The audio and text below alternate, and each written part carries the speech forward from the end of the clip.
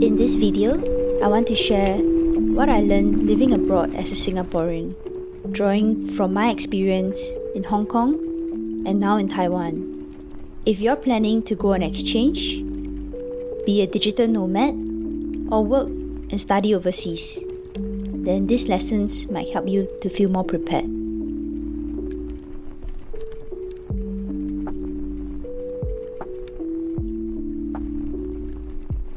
The first thing to note is that the first month is often the toughest, and this is consistent in my experience in both Hong Kong and also Taipei when I relocated there at different points in my life.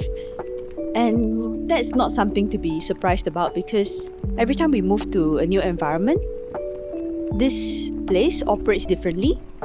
Maybe there's more bureaucracy, maybe they rely more on paper versus digital.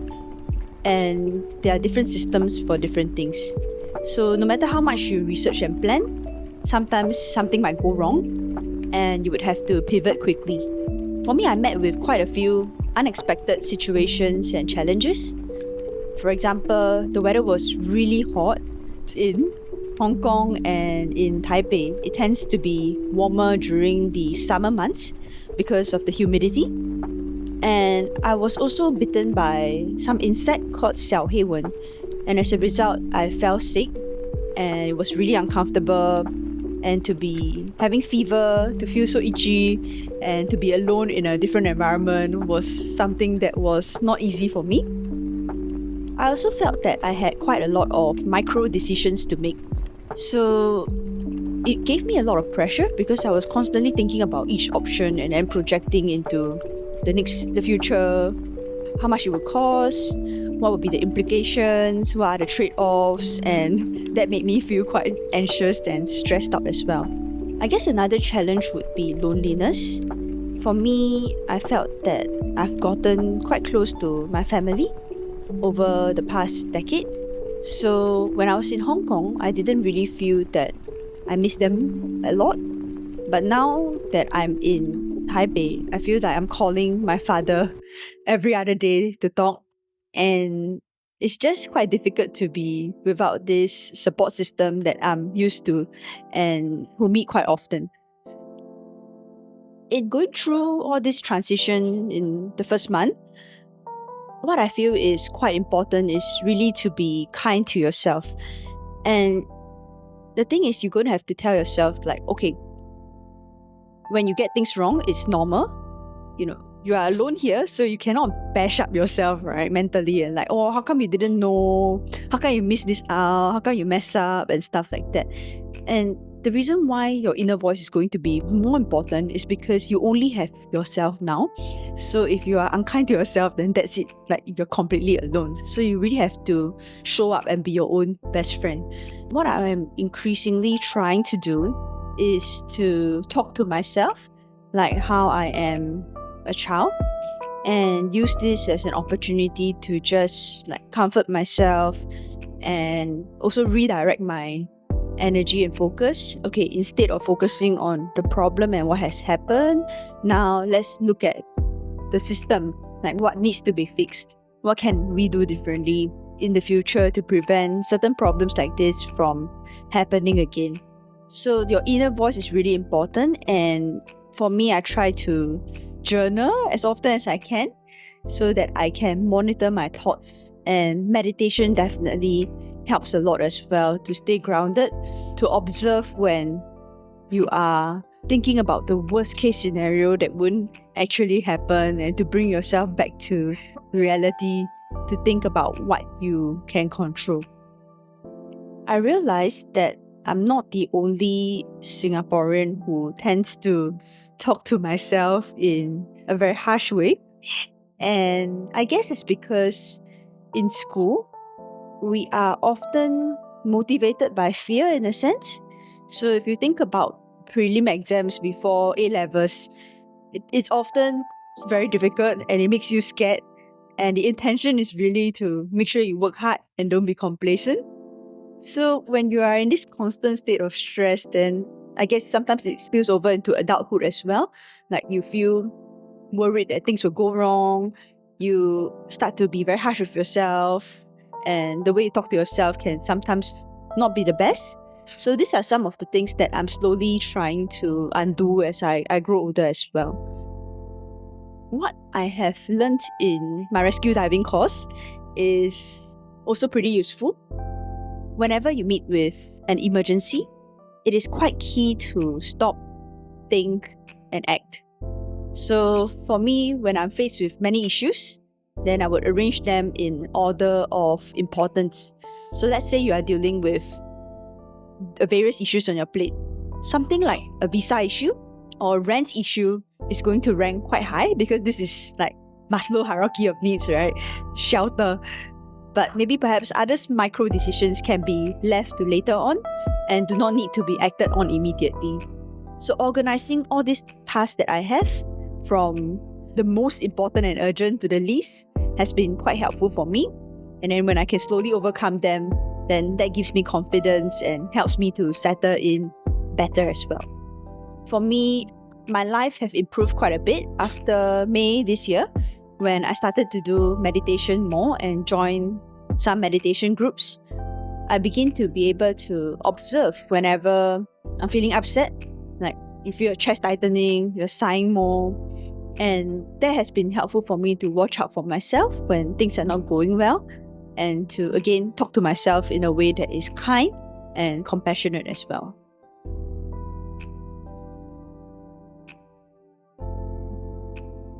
The second lesson that I have is I would encourage you not to make long-term decisions at the start, because the challenge with this is that you might end up overpaying for something.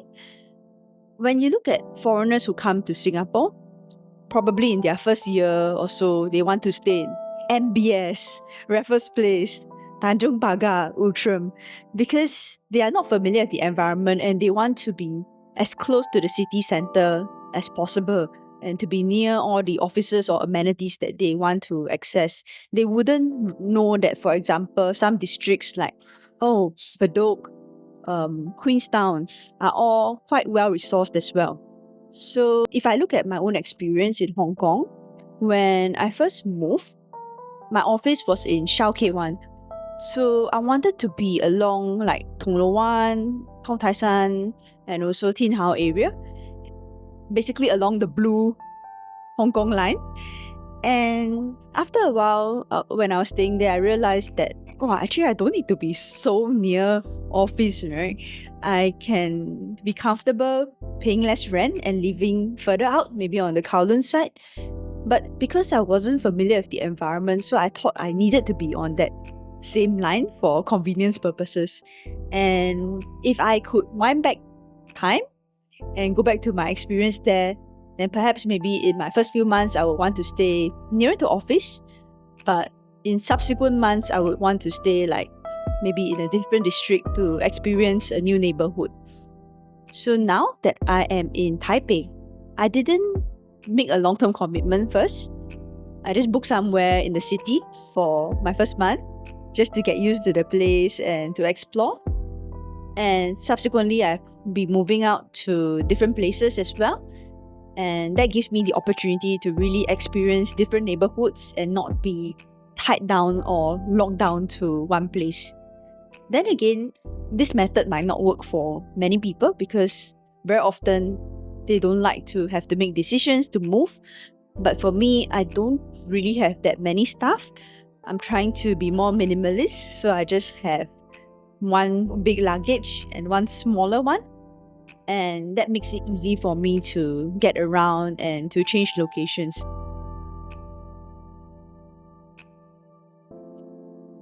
I feel that social support is something that is quite key. In Singapore, I've been living away from my parents for several years. But after all, we're just 30 minutes away, and I'm also quite near other family members as well and hang out quite often with them. The thing is that when you're in a new country, you no longer see them physically because you are in different parts of the world. So it can get quite lonely, and social support is key. In Hong Kong, I was working as a local news reporter, So I didn't really have to go out of my way to make friends because every day I'm talking to people, getting to know the real Hong Kong on the ground, taking part in events, and of course, interviewing others to get their perspective also. But right now, I'm no longer doing that job and I'm in Taiwan. So I have to proactively build my own support system.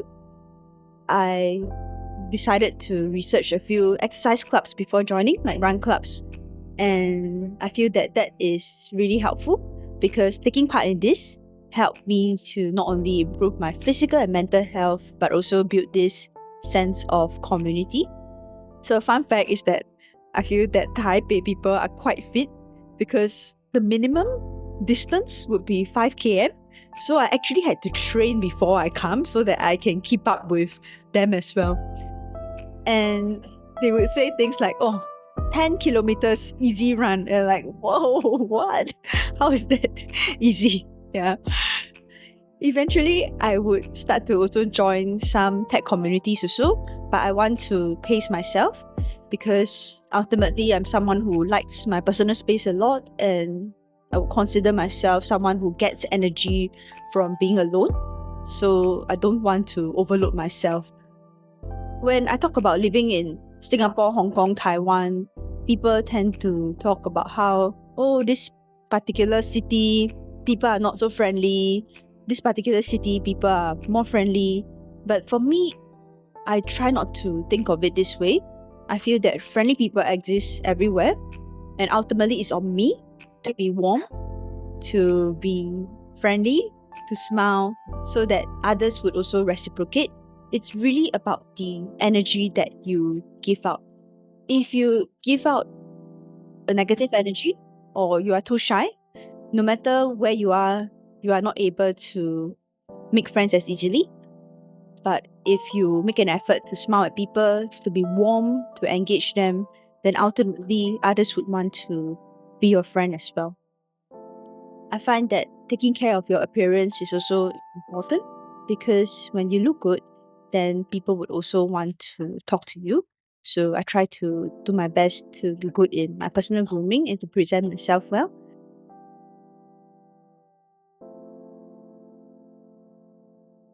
The last thing I want to talk about is also sharing with boundaries. I find that in this age of social media, it's quite normal for people to post things like, I'm going on holiday now, this is the hotel I'm staying, this is what I'm doing now online. And for me, I choose not to do that anymore because I feel that it is good to keep some details private, especially when you're abroad. And that could be details about your rent, visa, how long, what exactly are you doing. Because from this information, people can kind of know where you live and what you do. And that can really compromise safety if you're not careful.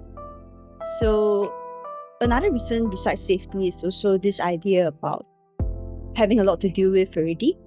As I mentioned earlier, when you move to a new environment, it's not going to be easy. Like for me, I had to deal with a lot of things. And right now, I'm quite packed as well. Wake up at 6 a.m. daily, hustle, new environment, new decisions and things to do.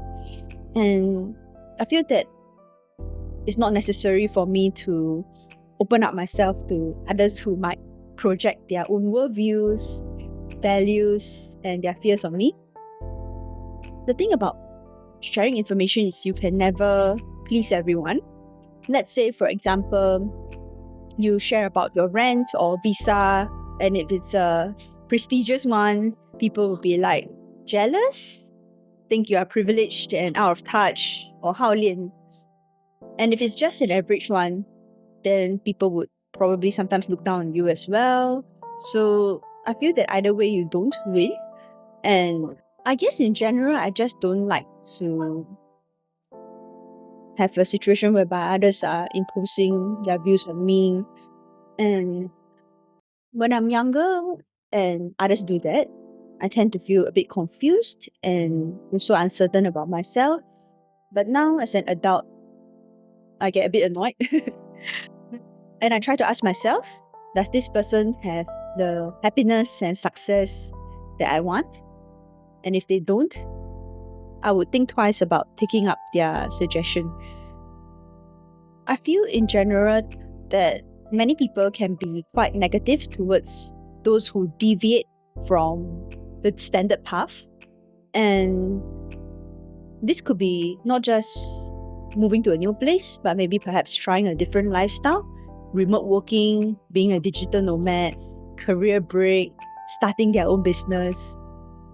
We always talk about how in society we aspire to be one whereby different pathways are recognized, different definitions of success cannot be elitist. And as a result, I hope that we can close this gap to ensure that we are also supportive of people who have the courage to do different things.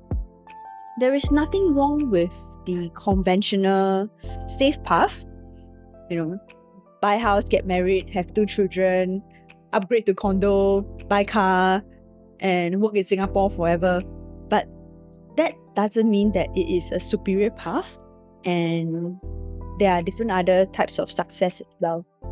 We need to be more accepting of diversity, different voices, and that's going to be quite key as we navigate an uncertain world and also improve as a society. Something I also found to be quite interesting when sharing about my experience here is that when it comes to looking at something that I also find quite interesting as I look at some of the online comments and responses is how people perceive different countries. Whenever someone shares that they are going to an Asian country, Bangkok, Ho Chi Minh, or something, the perception is that, this person is running away, escaping, and going to enjoy their life. But if someone goes to the USA, then the comments will be about growth, opportunity. And I guess this is interesting to me because it seems to be a reflection of their understanding about the world, where things are now, and how the future would be like. I feel that Asia is going to become increasingly important, and this is something that I have observed for about a decade now. And I feel that that's where I really want to double down on and improve on in terms of my understanding, cultural knowledge, history, and more. As I always say many times in my video, we are in an increasingly multipolar world, and therefore being able to work with different people, with different systems, in different languages is going to be something that is increasingly important.